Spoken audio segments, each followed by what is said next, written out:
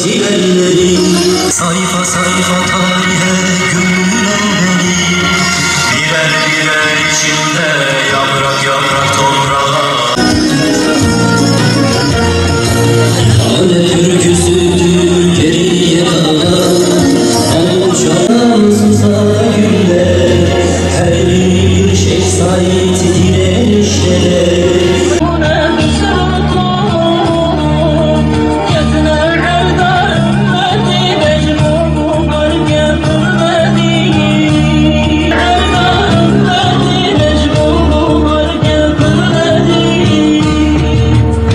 Mezlu peşin Kürdün Müslüman Liqada da kapı Kur'an'a vakada Şeyh Said Teyzani'nin Bidalıkanlı hatın şehit kirin Şeyh Said'u heval dozenvi Dve devra reşu taride Ku hakaret kirin Ali İslami Vektiştek normal dahattitin İman vekcilek ağır bu Jibo İslami Seri hırdan u dvereyade can hoşdestan Jeser em katli ama hov biset salan jî derbas bibe müminin ehli vefa evi vangerin asan tücari jibir nekin em vek neviyen Şeyh Said ji her qadi diqirin u dibêjin ku em ê direya ku kalên me vekirine u berbe armanca ku nîşanî medanede eme her tim bir serberindi bimeşin.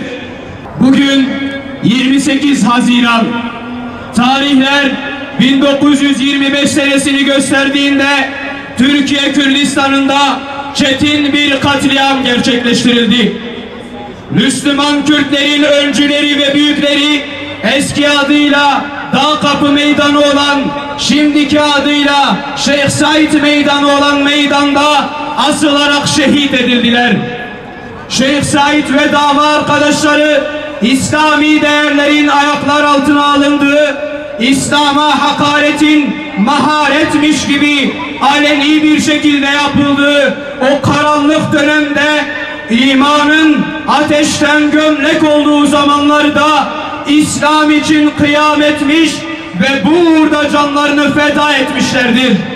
Aradan yüzyıllar dahi geçse vefa ehli müminler hiçbir zaman ve hiçbir şekilde o kahramanları unutmayacaktır. Bizler Şeyh Said'in evlatları olarak bütün meydanlardan haykırıyoruz ki atalarımızın açtıkları yolda, gösterdikleri hedefte yürüyeceğiz. Emin ve istikrarlı adımlarla yürüyeceğiz.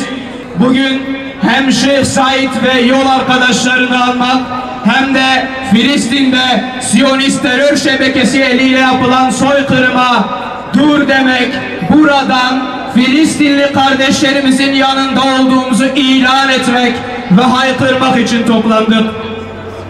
Bugünkü programımız Şehitler Kervanı Platformu Başkanı Ömer Çelik hocamızın konuşmalarıyla başlayacak. Ardından Peygamber Sevdaları Vakfı adına Cemil Cahit Ünsal hocamızın okuyacağı basın açıklaması ile nihayete erecektir. Bundan 100 yıl, 110 yıl önce ülkemiz İngilizler, Fransızlar, İtalyanlar ve diğer vahşi batılı ülkeler tarafından yurdun dört bir yanı işgal edilmişti. Ne İslami değerlere ne de insani değerlere hürmetleri ve saygıları olmayan, İslam'a ve Müslümanlara savaş açarak binlerce vatandaşı, binlerce Müslümanı, binlerce insanı katlettiler. Neticede bir kurtuluş savaşı verildi. Bu kurtuluş savaşında alimler, seyitler, seydalar, mollalar, fakirler, nene hatunlar, çarşaflılar mücadele ettiler. Ve ülkemizi işgal eden batılı güçleri defedip kovdular. Ama maalesef şerif ondan sonra batılı ülkelerin yapamadığını, batılı ülkelerin başaramadığını sonradan gelenler yapmaya başladılar. Bilge Kral Ali İzzet Begoviç'in güzel bir sözü vardır. Evlat diyor, savaş ne zaman kaybedilir biliyor musun? Savaş düşmana benzeyince kaybedilir diyor. İngilizleri, Fransızları, Almanları bu topraklardan def eden halkımız maalesef sonradan bir İngiliz gibi, bir Alman gibi, bir Fransız gibi yaşamaya ve giyinmeye zorlandılar ve katledildiler. Sürgünlere yollandılar. Hatta bu bölgede çok vahşi katliamlara düçar oldular. İşte bu gidişatı gören Şeyh Said Efendi ve yarenleri İslam'ın emir ve ahkamını istemek için zamanında mektuplar ve telgraflar çektiler. Netice alınmayınca da kıyam yoluna başvurdular. Cenab-ı Allah Celle Celaluhu onlara şehadeti nasip etti.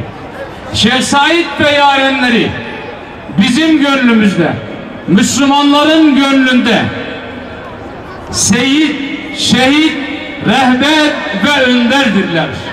Onlar asla İngiliz ajanı, hain değillerdir. Onlar önümüzü aydınlatan Rabbani alimlerdir. Onların şehadetini tebrik ediyoruz ve Cenab-ı Allah'tan bizleri onların yolundan ayırmamasını diliyoruz. Değerli kardeşlerim, Batı yıllarca yaptığı zulmü, vahşeti çok güzel bir şekilde kamufle etti.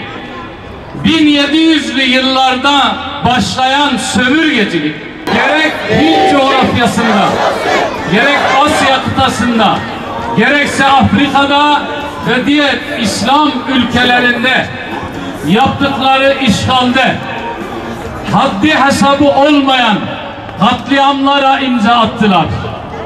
Belçika Kralı Demokratik Kongo Cumhuriyeti'ni işgal ettiklerinde 10 milyondan fazla insanı katlettiler. 10 milyon.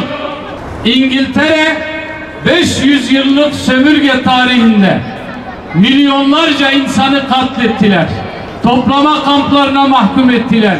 Açlıktan ölmelerine sebep oldular. Almanya Liberya'da yüz binlerce insanı katledip öldürdü. İspanya hakeza yine öyle. Hollanda hakeza yine öyle. Amerika hakeza yine öyle. Bu yapmış oldukları bu katliamı, bu zulmü hep demokrasi adına yaptıklarını söylediler.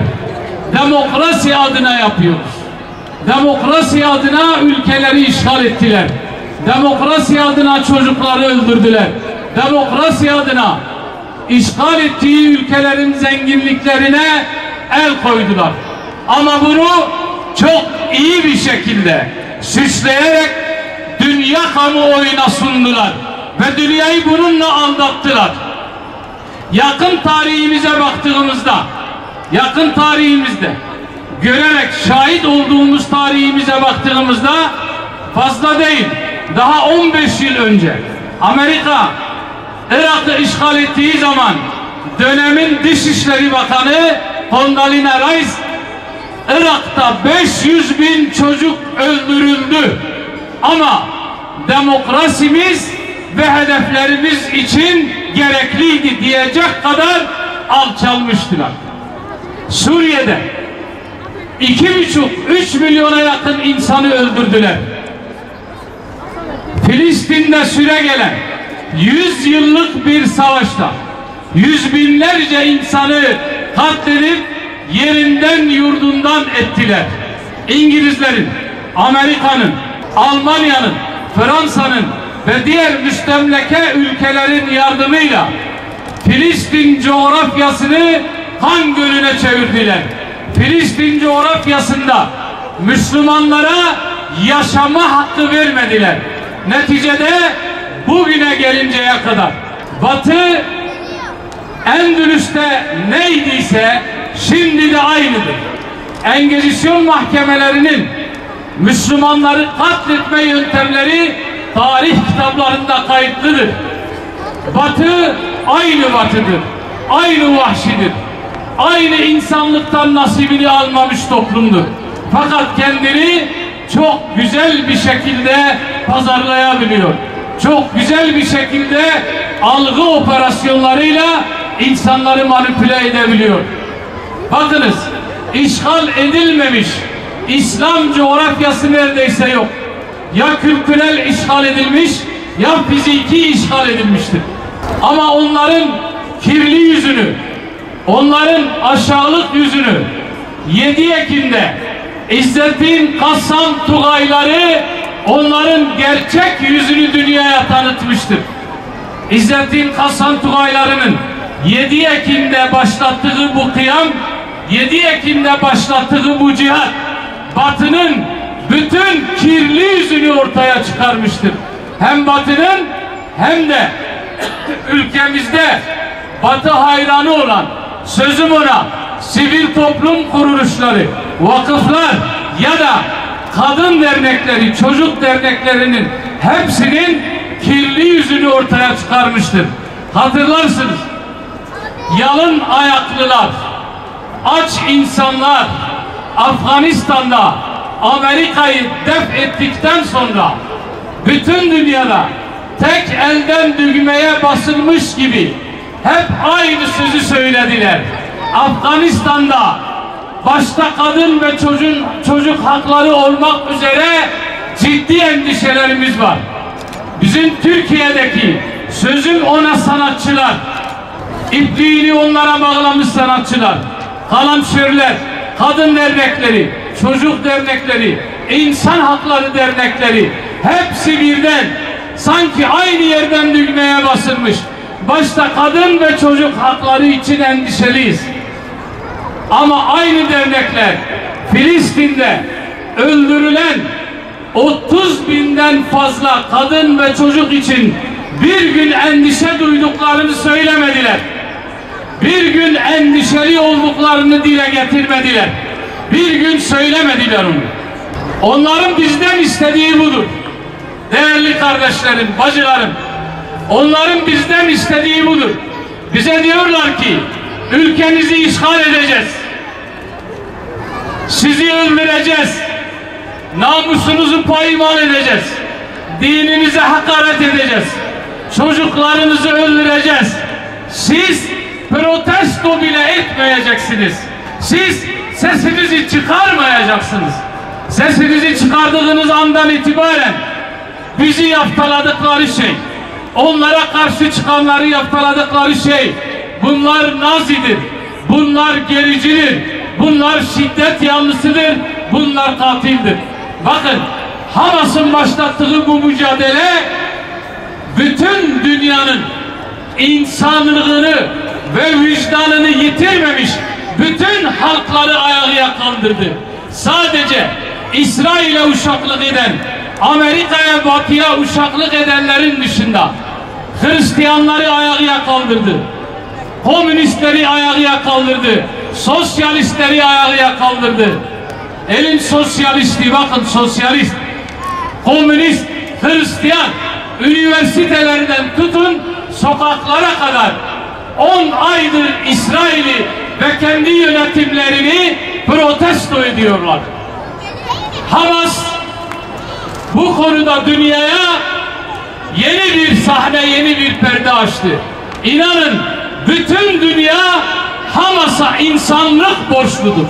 İnsanlığı Hamas'tan ve İzzettin Kassam Tugaylarından öğreniyorlar. Hamas başlattığı bu kıyamla, bu izzetli direnişle insanlığa izzeti ve şerefi öğretmiştir. Bakınız değerli kardeşlerim, yaklaşık 3 aydır basını takip ediyorsanız, sadece Türkiye basını değil, dünya basınında 3. Dünya Savaşı'nın ayak sesleri geliyor diye bir algı oluşturmaya başlıyorlar. Ve bunu yapacaklar. Çünkü kana doymuyorlar. Suriye Savaşı'nda sadece Avrupa'da 300.000'den fazla çocuğun kaybolduğu söylendi. Bu konuda çok ciddi araştırmalar yapıldı. Ama netice alınmadı. Bu çocukların akıbetine ne oldu biliyor musunuz? İşte Amerika'da Yahudi havrasının dibindeki ayinlerde katledilen o çocuklardır. Yahudilerin, bu kan emicilerin yaptığı ayinlerde kanını içerek katlettiği o çocuklardır. Ve onların akıbetinden asla haber alınamadı. Başta kadın ve çocuk hakları için vaveyla eden o derneklerden asla ses çıkmadı. Ülkemizde Yahudi havralarının altında çıkan o kanlı çocuk cesetleri, elbiseleri asla ülkemizde konuşulmadı. Şimdi onu konuşmayan, Yahudilerin kanlı böreğini konuşmayan, 6-8 Ekim olaylarında sözde demokratik haklarını kullanarak her tarafı yakıp yıkan, onlarca kardeşimizi şehit eden, onlarca vatandaşımızı katleden, binlerce binayı ateşe veren o aşağılık insanlara bunlar sesini etmediler. Onlara sesini etmeyen o insanlar Gezi olaylarında her tarafı yakıp yıkan, ülkeyi savaş alanına çeviren o insanlara sesini etmeyenler bugün bizim göksü iman dolu gençlerimizin Starbucks'ı protesto etmesini, McDonald's'ı, Burger King'i protesto etmesini vahşet olarak değerlendiriyorlar. Tıpkı yularlarını ellerinde tutan Netanyahu gibi, İsrail gibi, nasıl ki kendilerine karşı çıkan herkesi Nazi olarak değerlendiriyorlarsa, buradaki yerli Yahudiler de, yerli Siyonistler de aynı propagandayı, aynı dili kullanıyorlar. Şu gençlere bir bakın. Şu gençlere bir bakın. Bunlar Allah'tan korkan, peygamberden utanan, insanlara zarar vermekten, bırakın insanlara, hayvanlara dahi zarar vermekten imtina eden pırlanta gibi gençlerdir. Siz bunlara mı laf söylüyorsunuz? Bunlara mı şiddet yanlısı diyorsunuz? Asıl vahşiler sizlersiniz. Asıl şiddet yanlısı sizlersiniz. Asıl satılmışlar sizlersiniz. Sizlerin bize hiçbir şey söyleme hakkınız yok. Biz sizleri çok iyi tanıyoruz. Sizleri çok iyi biliyoruz. Biz insani ve vicdani hakkımızı kullanıyoruz. Filistin'de kardeşlerimiz vahşice katledilirken, kadınlar, çocuklar, yaşlılar vahşice katledilirken hiç kimse bizim sıcak yataklarımızda rahat yatacağımızı beklemesin. Elimizden ne geliyorsa onu yapacağız. Protesto geliyorsa protesto yapacağız. Maddi yardım geliyorsa maddi yardım yapacağız. Dua geliyorsa dua yapacağız. Cenab-ı Allah Celle Celaluhu'nun yarın huzuruna çıktığımızda ona verecek bir cevabımız olması gereken her şeyi yapacağız. Buradan birkaç kesime seslenmek istiyorum. Birincisi, İslam ülkelerinin liderleri, özellikle Arap ülkelerinin liderlerine sesimiz nereye gidiyorsa, sizden öncekiler nasıl ki Haçlılara ve Moğollara uşaklık ederek dünya ve ahiret zilletini tattıylarsa, neticede uşaklık ettiği zalimler tarafından tahtlarından indirilip katledildilerse aynı akibet sizi de bekliyor. Aklınızı başınıza alın. Allah'tan korkun. Müslümanlara ve İslam'a ihanet etmeyin. Yahudilere ve Hristiyanlara arka çıkmayın. Siyonizme arka çıkmayın. Bir sözümüzle Yahudi askerlere kurşun taşıyan, Yahudilere yani Siyonistlere maddi destek sağlayan, onların ürünlerini satanlaradır. Yazıktır, günahtır. Bu vebalin altından kalkamazsınız. Yarın çocuklarınız bile yüzünüze tükürecek. Çocuklarınıza insanlığın kanını içirmeyin. Çocuklarınıza insanların kanını içirmeyin. Bırakın, vazgeçin. Vazgeçin, hem dünya hem de ahiret izzet ve şerefine nail olun. Aksi takdirde hem dünyada hem de ahirette asla rahat etmeyeceksiniz. Son olarak sözümü şairin günümüzü anlatan bir sözüyle bitirmek istiyorum. Tıpkı İsrail'e su taşıyan, İsrail'e mermi taşıyan, İsrail'le ticaret yapan, İsrail'i ve müstemleke güçleri destekleyen o insanlara hitaben söylenmiş çok güzel bir söz. Şair diyor ki, mu'ini zalimin dünyada erbabı denaettir. Köpektir zevk alan seyyad-ı bir insafa hizmetten. Allah yolunda öldürülenler için ölüler demeyin. Hayır, onlar diridirler fakat siz bilemezsiniz. Bakara suresi 154. ayet-i kerime. Tarihler 29 Haziran 1925'i gösterdiğinde sadece bu şehir değil, bütün bir coğrafyamız yasa boğuldu. İhanetlerle, kumpaslarla ve İttihat Terakki'nin sinsi ayak oyunlarıyla dolu olan bir süreç 1925'in Haziran'ında acı bir hadise ile sonuçlandı.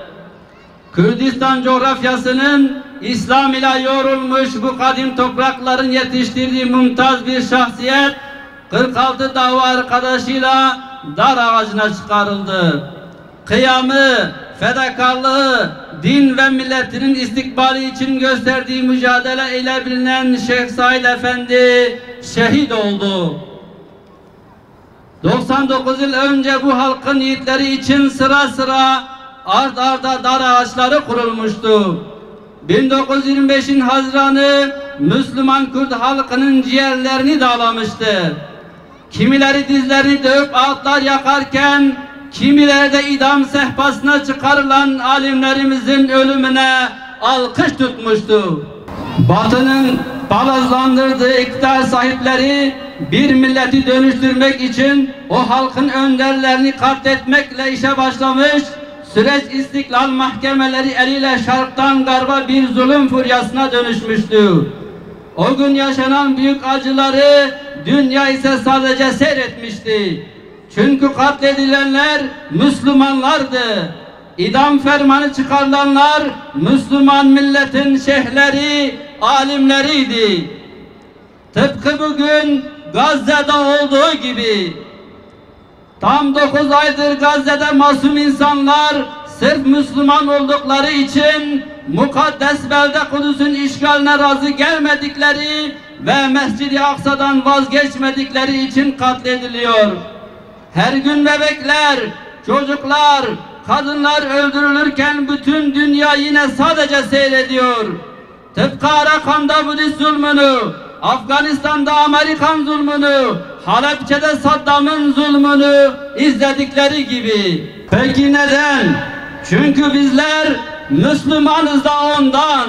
Müslümanların öldürülmesi, hele de işbirlikçileri eliyle katledilmeleri, sömürgeci küresel güçleri sadece memnun ediyordu. Zira İslam ve Müslümanlar bu sömürü düzenin karşısında duran tek büyük güçtü.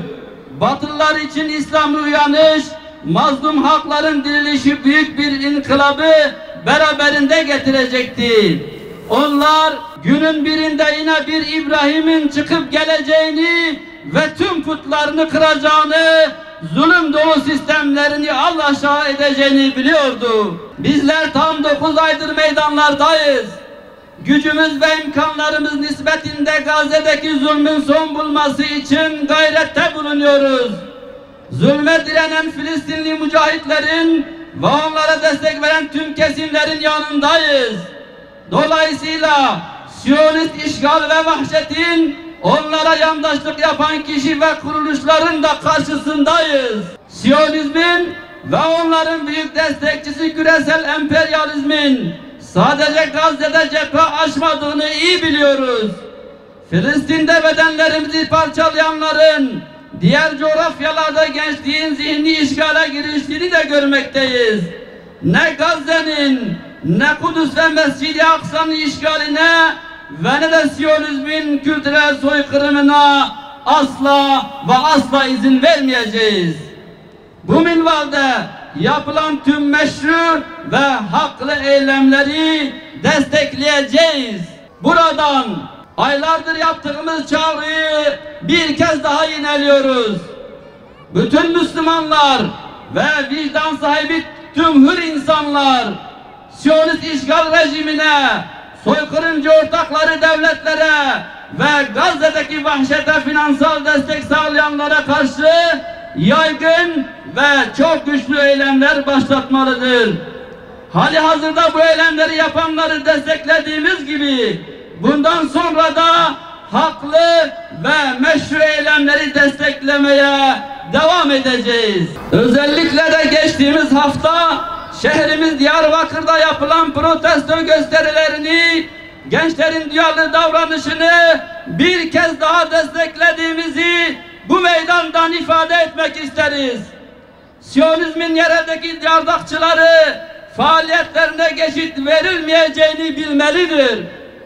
Sahada kanının akıtıldığı bu topraklar Siyonist Yahudi uşaklarına ne mekan ne de mesken sağlayacaktır.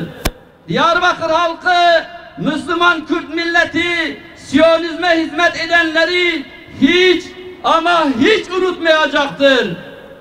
Şeyh Said'in, Salahaddin Eyyubi el-Kürdi'nin evlatları elbette sorumluluklarını yerine getirecektir. Bu topraklarda Siyonist vahşete destek verme cüretinde bulunanlar bir an önce akıllarını başlarına devşirmelidir. Diyarbakır'daki protesto gösterilerine dil uzatma cüreti gösterenler de söylemlerini gözden geçirmelidir. Bu ikiyüzlü hadsizlerin 6-8 Ekim 2014'te nerede konumlandıklarını henüz unutmadık. Yasin Bey gibi civanların vahşice katledilmelerine sessiz kalanların bugün gösterdikleri cüretin anlamını çok iyi biliyoruz. Halkımız ne 2014'te yaşananları unuttu ne de sessiz kalarak o vahşeti benimseyenleri, Siyonizme aparat olanların sergilediği vandalizmine sahip çıkanların Diyarbakırlı gençlerin haklı eylemine karşı duruşunun nasıl bir anlam taşıdığını çok iyi görüyoruz. 2014 vahşetinde yağmalanan şehirleri görmeyen esnaf ve ticaret odalarının Siyonizmin kuyruğuna basan gençleri görmesi bizim için hiç de şaşırtıcı olmadı. Kimin kiminle iş tuttuğunu, kimin kime hizmet ettiğini, kimin halkına karşı ihanet içerisinde olduğunu çok iyi biliyoruz. Bu bağlamda bir kez daha vurgulamak isteriz. Starbucks, McDonald's ve Burger King gibi Siyonist rejim destekçisi firmalara karşı boykot eylemleri ve protestolar genişletilerek büyütülmelidir. Protestolar tüm dünya ülkelerinde olduğu gibi Türkiye'de de yaygınlaştırılmalıdır. Bu eylemlerin Siyonist düşmanı nasıl tedirgin ettiği uşaklarının tepkisinden anlaşılmaktadır. Gazze'deki Siyonist barbarlığı durduracak en önemli eylemlerden biri hiç şüphesiz boykot sürecidir. Siyonist terör rejimine direkt veya dolaylı destek sağlayan tüm küresel güçlere karşı başlatılan boykot eylemselliği güçlenerek ve yaygınlaştırılarak devam ettirilmelidir. Siyonizmi besleyen tüm firmaların merkezleri, farklı ülkelerindeki şubeleri en güçlü şekilde kınanmalıdır. Kınanmakla kalmayıp faaliyetlerinin son bulması için etkin protesto gösterileri yapılmalı ve toplumları bilinçlendirme çabaları ortaya konulmalıdır. Şu bilinmelidir ki soykırımcıları besleyen tüm uluslararası şirketler ve onların yereldeki şubeleri Gazze'de insanlığın katledilmesine ortaktır. Siyonist haydutların işlediği cürümlere iştirak edenler muhakkak ki bu yaklaşımlarının bedelini ödeyecektir. Ne dünya onlara kucak açacak ne de ölümden sonra onları gün ışığı bekleyecektir. Kıymetli misafirlerimiz, protestomuz olduğumuz yerden devam edecek. Hiçbir yere yönelmeyelim. Buradayız, buradan devam edeceğiz. Bu gece atamız İslam'ın yiğit kahramanı Şeyh Said ve 47 arkadaşının şehadet yıl dönümüydü. Onları andık, rahmetle ve minnetle anıyoruz. Ayrıca Siyonist terör şebekesinin 9 aydır Gazze'de, Filistin'de yürüttüğü soykırımı telin ediyoruz. Burada kalacağız. Programımız olduğumuz yerden devam edecektir.